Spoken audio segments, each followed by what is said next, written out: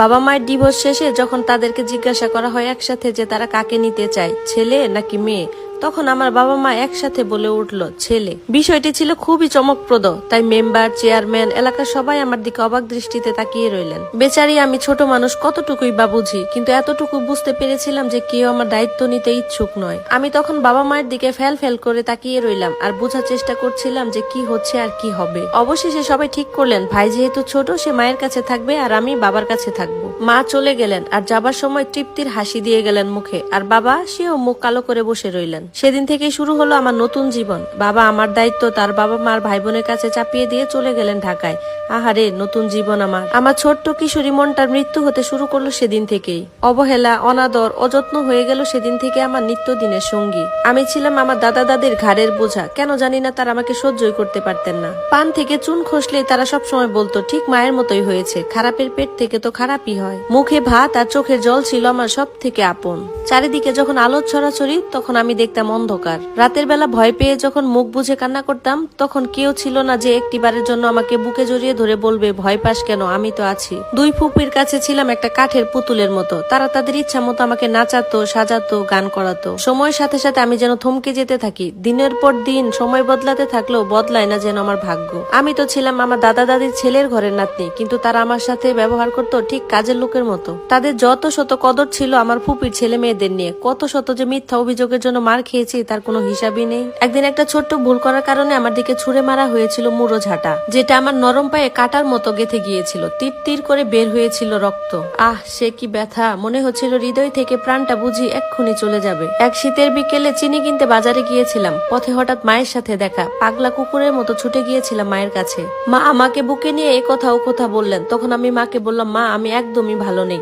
এরপর মা আমাকে একটা চিপস কিনে দিয়ে বললেন, তোর বড় খালার বিয়ে, বড় খালার পাত্রকে দেখতে আসিস। আমি এখন যাই রে, আমার কাছে সময় নেই। এরপর আমি চেয়ে চেয়ে মায়ের চলে যাওয়া দেখতে রইলাম। কি আর করার, বাড়িতে তো ফিরতেই হবে। এরপর মায়ের দেওয়া চিপসটা নিয়ে চিপুতে চিপুতে চিনি নিয়ে বাড়ি ফিরলাম। আর চিপসটা কে কিনে দিয়েছে সেটা জানতে চাইলে সহজ সরল মনে দাদিকে বলে দিলাম, মা ফলাফল।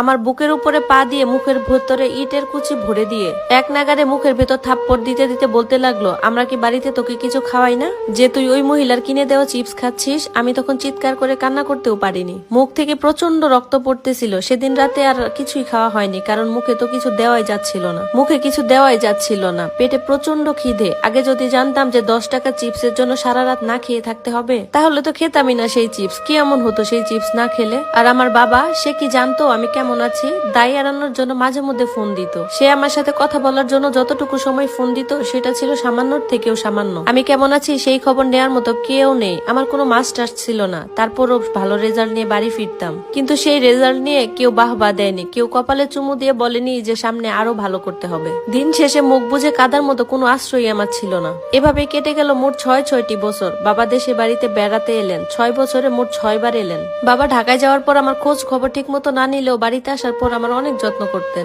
বাবা যখন বাড়িতে আসতো তখন বাড়ির সবার রূপ পরিবর্তন হয়ে যেত। আমার জন্য তো সবার মুখ থেকে মধু ঝরতো। ইস কি অমায়িক ব্যবহার তাদের, দেখেই তো মন প্রাণ জুড়িয়ে যেত। এরই মধ্যে ভাইকে নিয়ে আসা হলো মায়ের কাছ থেকে। এরপর থেকে আমি আর আমার ভাই থাকতে রইলাম। এদিকে বাবা আর তার ভাইদের মধ্যে বেশ ঝগড়া হলো। বিষয়টি আমাদের 2 ভাই বোনকে নিয়েই হয়েছিল। এক সময় এই ছোট্ট বিষয়টা বেশ বড় পর্যায়ে ধারণ করলো। এরপরে আমার বাবা আমাদেরকে নিয়ে অন্যত্র চলে গেলেন। বাবা ঘর ভাড়া নিলেন। এরপর থেকে শুরু হলো বাবা মেয়ের নতুন সংসার। এভাবে আর কতদিন একলা কি আর থাকা সম্ভব? এই কথাগুলো আমার নয়, এই কথাগুলো ছিল পাড়া প্রতিবেশীর, আমার বাবার জন্য। এরপর ঠিক হলো বাবা বিয়ে করবেন। ঠিক হতে দেরি, কিন্তু বাবা বিয়ে করতে দেরি করলেন না। ছোট্ট আয়োজনের মধ্য দিয়ে বাবার বিয়ে হয়ে গেল। এর মধ্যে অনেক নাটক চলছে যেটা আমার বাবা মা করেছিল। সেটা হলো মা আবার বাবার কাছে ফিরবে, বাবা মাকে নিবে, কিন্তু বাবার শর্ত হলো মাকে ক্ষমা চাইতে হবে। মা তো কিছুতেই ক্ষমা চাইবে না। দুজনের কেউই আর শেষ পর্যন্ত তাদের ইগোর কাছে মাথা নত করেনি। তাই তাদের আর নতুন করে সংসার হয়নি। এদিকে বাবা নতুন বউ, নতুন সংসার, বেশ ভালোই আছে তিনি। আর আমরা 2 ভাই বোন, আমরাও ভালো আছি। জোর করে তেঁতুল গাছের ছালটা বেল গাছে লাগানোর চেষ্টা করতেছি। অবশেষে ছিটকে পড়ে গেলাম বাগানের বাহিরে, কারণ আমার সৎমায়ের যে মেয়ে সন্তান হয়েছে। দূর হয়ে গেলাম আমি, আর কদর বেড়ে গেল ভাইয়ের। অবশেষে বাবার থেকে পাওয়া ভালোবাসাটুকুও বন্ধ হয়ে গেল। আস্তে আস্তে আমি সবার কাছ থেকে আড়াল হয়ে গেলাম। আমি নামের যে একটা মানুষ ছিলাম সেটা সবাই ভুলেই গিয়েছিল। আমি নিজেকে সবার কাছ থেকে গুটিয়ে নিলাম, ভালো থাকতে লাগলাম নিজের মতো করে। তখন আমার জীবনে নেমে এলো নতুন আরেকটা ঝড়। নতুন কৈশোরে পা দেওয়া আমি আমি, ঘরে মা নেই, বাবার আমার প্রতি তেমন খেয়ালও নেই। ইস, এই নতুন ফোটা ফুলটি যদি একবার ছুঁয়ে দেখা যেত বেশ ভালো হতো। এরকম ভাবনা নিয়ে কিছু হায়না শিয়ালের দল আমার পিছু নিতে লাগলো। আমি তো হাঁসফাঁস করতে লাগলাম। একটু আলোর মুখ দেখার চেষ্টা করলাম। কেউ বা আমাকে বিশ্রী ভাষায় কথা বলতো, কেউ বা টাকার অফার দিত। আমি যেন তাদের কাছে হয়ে উঠলাম বাজারে ওঠা নতুন আমের মতো, যা কিনা তাদের চাই চাই।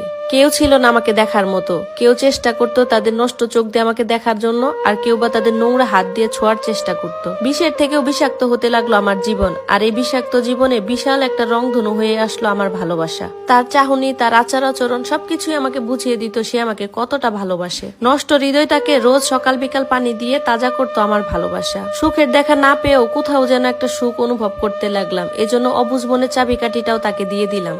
কখনোই বুঝতে পারিনি যে আমি ছিলাম তার সুন্দর একটা বাজি, যে জিতবে সে আমার সাথে একটা রাত কাটানোর সুযোগ পাবে। কিন্তু আমার সাথে খারাপ কিছু হওয়ার আগেই তার সাথে আমার বিয়ে হয়ে গেল। তার ছোট্ট একটি ভুলের কারণে আমাকে তার সারা জীবনের মতো বউ করতে হলো। তার ভুলটা ছিল সে আমার আত্মীয়র কাছে আমাকে বিয়ের প্রস্তাব দেয়, কিন্তু আমার আত্মীয় এই মজাটাকে সিরিয়াসলি নিয়ে নেয়। ফলাফল আমি তার বিয়ে করা বউ, কিন্তু এই ব্যাপারটা সে যেন কিছুতেই মানতে পারছে না। একটা বাজি কিভাবে তার ঘরের বউ হয়ে গেল।